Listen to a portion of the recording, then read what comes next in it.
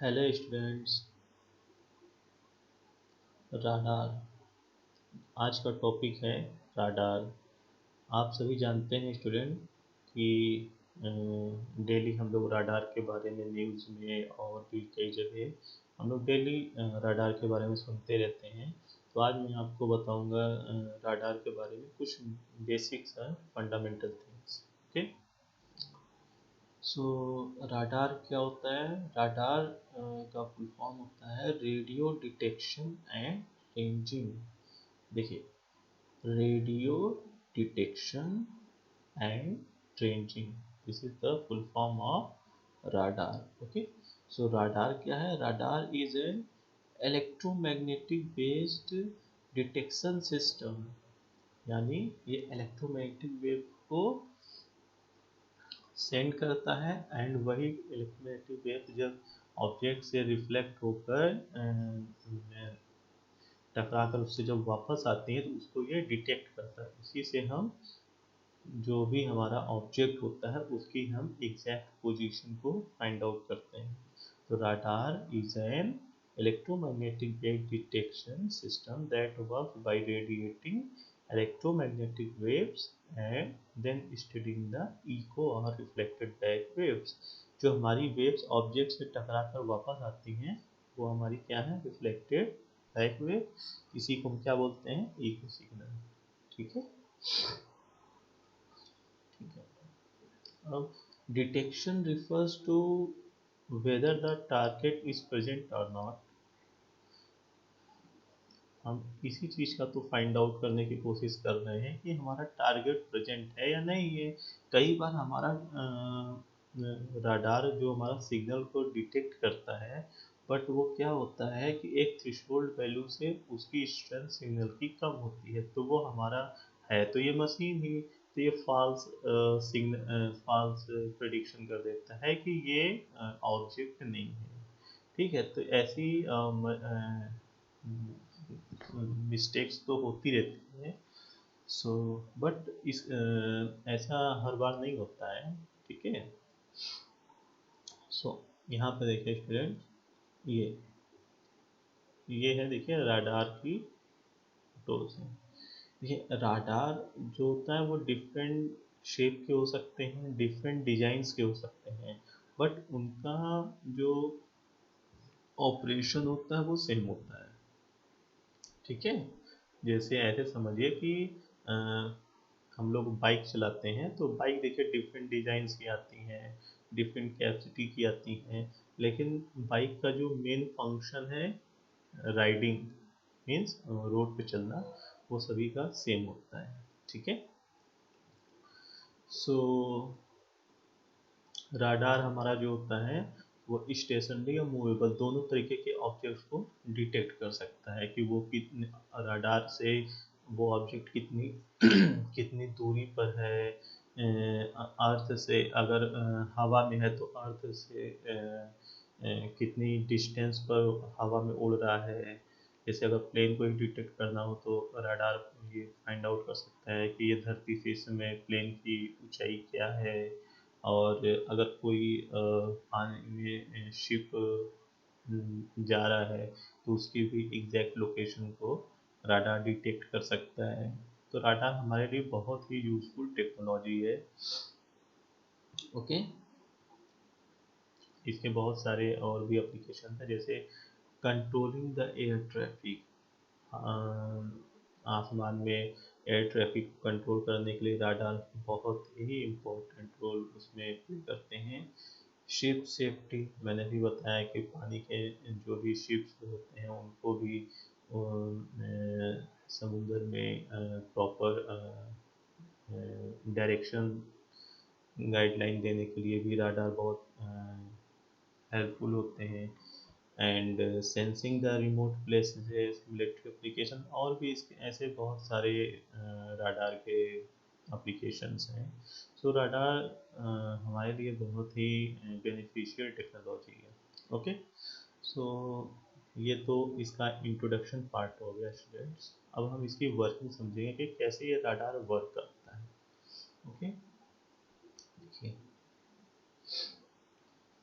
ये देखिए कि हमारा सपोज एक राडार है, ठीक है, और ये हमारा ऑब्जेक्ट है, ये हमारा प्लेन है जो कोई उड़ रहा है, और अब इस प्लेन पे इसको हमको डिटेक्ट करना है, ठीक है, कि ये इस समय इसकी एग्जैक्ट लोकेशन क्या है, ठीक है, ये कितनी दूर है इस राडार के इस पॉइंट से इस प्लेन की डिस्टेंस कितनी है।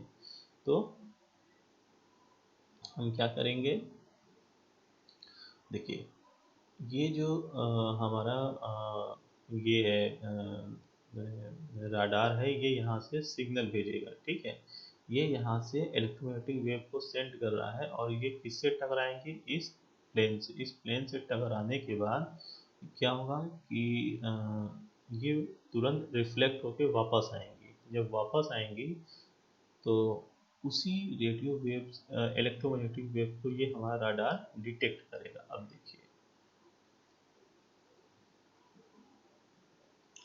ये यहाँ पर देखो स्टूडेंट, ये है ट्रांसमीटर, रिसीवर, ये है डुप्लेक्सर, और ये है एंटीना पार्ट। ये इसी राडार को यहाँ पे ब्लॉक डायग्राम के रूप में एक्सप्लेन किया गया है, ठीक है। अब देखिए, ये जो लाइनें यहाँ पर शो की गई हैं, इसको हम क्या बोलते हैं, ये वेवगाइड्स हैं। ये क्या है, हमारी वेवगाइड्स हैं, ये वेवगाइड है, ये एंटीना है, ठीक है। ट्रांसमीटर हमारा लगातार कॉन्टिन्यूअस एक पर्टिकुलर टाइम इंटरवल के बाद इलेक्ट्रोमैग्नेटिक वेव्स को जनरेट करता रहता है, मतलब सेंड करता रहेगा, ठीक है। और वो इलेक्ट्रोमैग्नेटिक वेव्स इस ऑब्जेक्ट से टकरा कर जब वापस आएंगी तो इसी डुप्लेक्सर के थ्रू ही वापस आएंगी, ठीक है। यानी इस डुप्लेक्सर ये दोनों काम कर रहा है, यानी कि एट अ टाइम ये सिग्नल को ट्रांसमिट भी कर रहा है, और एट अ टाइम जो सिग्नल वापस आ रहा है उसको रिसीव भी कर रहा है, ठीक है। अब देखो, जो सिग्नल ये ट्रांसमिट कर रहा है, ठीक है, उसको तो यहाँ से एंटीना के थ्रू ये सेंड कर दे रहा है, लेकिन जो सिग्नल यहाँ रिसीव हो रहा है उसको ये डुप्लेक्सर क्या करेगा, इधर रिसीवर वाले पार्ट में भेज दे रहा है, ठीक है। ये डुप्लेक्सर का यही काम होता है कि एट अ टाइम ये ट्रांसमिशन और रिसेप्शन दोनों वर्क करता है, ठीक है। अब देखो, ये है हमारा टारगेट, ठीक है, ये है हमारा टारगेट, ठीक। और ये सपोज हमारी ये हमारा एंटीना है, ये हमारा एंटीना है, तो इससे ये इतनी इसी रेंज पर है, ठीक है। तो जैसे अभी मैंने यहाँ पे बताया कि हमारा ऑब्जेक्ट से इलेक्ट्रोमैग्नेटिक वेव टकरा कर जब वापस रिसीव होती है तो उसको ये कहाँ भेज देता है, रिसीवर में।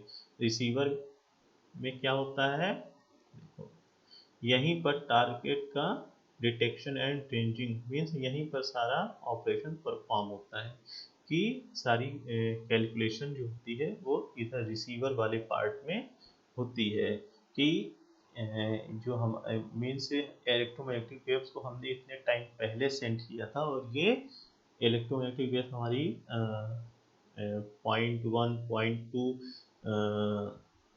सेकेंड या 1 सेकेंड बाद या 2 सेकेंड के बाद ऑब्जेक्ट से टकरा कर हमारे पास वापस आई हैं। तो हम उसी से सिंपल सा एक फॉर्मूला है, देखिए, ये speed is equal to distance by time. तो इस फॉर्मूले से हम डिस्टेंस को कैलकुलेट कर लेते हैं कि वो ऑब्जेक्ट राडार से कितनी डिस्टेंस पर है, ठीक है। ये तो एक सिंपल सा तरीका है, और भी बहुत सारे फंक्शंस होते हैं, ठीक है। जैसे हमको इलेक्ट्रोमैग्नेटिक वेव्स की स्पीड पता है, टाइम कितना लगा ट्रांसमिट और रिसीव होने में वेव को, ये हमको पता है, तो डिस्टेंस हम कैलकुलेट कर सकते हैं। अच्छा, डिस्टेंस सिर्फ आर नहीं होगी, डिस्टेंस यहाँ पे 2r होगी। क्यों 2r होगी, क्योंकि एक बार तो वेव्स यहाँ से यहाँ तक गई हैं, फिर वापस भी तो यहाँ से यहाँ तक आई हैं, तो यानी कि वेव्स को आने और जाने में कितना डिस्टेंस उसने ट्रेवल किया, 2r, ठीक है। तो अगर हम इस फार्मूले के थ्रू यहाँ पर कैलकुलेट करेंगे तो यहाँ पर हम डिस्टेंस में 2r लिखेंगे, ठीक है। सो स्टूडेंट, यही राडार का बेसिक्स प्रिंसिपल है। ठीक है। आई होप आपको वर्किंग ऑफ राडार समझ में आ गई होगी।